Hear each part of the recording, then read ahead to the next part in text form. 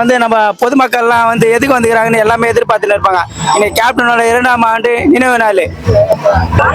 இப்ப யாரு தெரியுமா இது? நம்மளோட கலியுகத்தை கர்ணனோட நினைவு நாளுக்கு நாங்க வந்துக்கிறோம். இன்னைக்கு வந்து பாசத்துக்காக வந்த கூட்டம், இது பணத்துக்காக வந்து கூட்டம் இல்ல.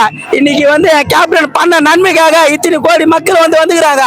இந்த நன்மை வந்து அவரோட குடும்பத்துக்கும் அவங்க ஒய்ஃபுக்கும் அவங்க குழந்தைகளுக்கும் எல்லாருக்கும் சேரும்.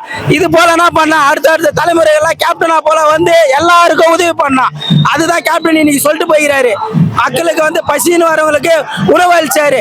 யார் ஏழை மக்களை வந்து சரிசமமா பார்த்தாரு. அதுதான் தலைவர் கேப்டன். இன்றைக்கும் மறக்காம இந்த நாளுக்கு வந்து யாரால கேப்டன் என்ற ஒரு உணர்வு என்னன்னு இருக்குது. அதனாலதான் நாங்க இங்க வந்திருக்கோம்.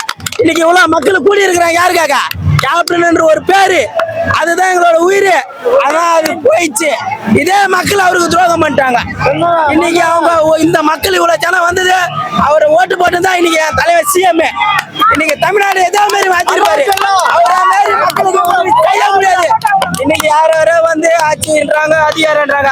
அன்னைக்கு என் தலைவன் ஆட்சி இல்லாத மக்களையும் வந்த ஒரு பாரு வாழ்ந்தா ஒரு மாதிரி வாழணும், செத்தாலும் ஒரு மாதிரி தான் சாகணும்.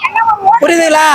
இன்னைக்கு வந்து சொல்லுவாங்க கேப்டன் கேப்டன் என்ன பண்ணாரு, கேப்டன் என்ன பண்ணலன்னு யாரா கேட்டு பாருங்க.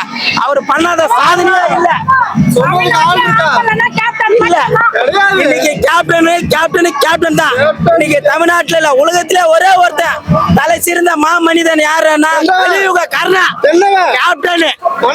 புரியுதுங்களா? உண்மை, நேரியா, கடமை, கண்ணியம், இதுதான் அவருக்கு.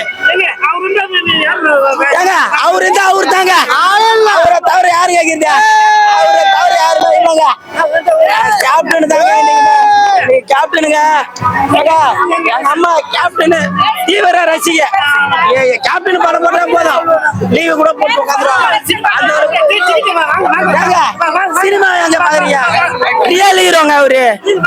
சினிமா ஹீரோ இல்லைங்க அவரு, ரியல் ஹீரோங்க. ஏங்க நடிப்புக்காக வரலங்க அவங்க.